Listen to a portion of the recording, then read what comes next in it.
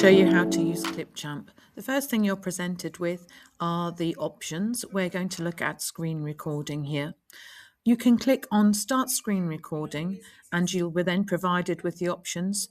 Make sure that you have turned on your camera and your microphone and set your position of where you want your face to appear.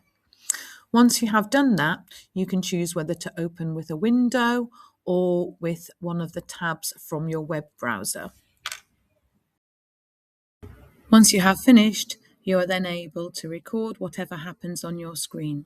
You can make a choice of whichever screen you would like to use. When you have finished, it will automatically save. Then you can download and share your video.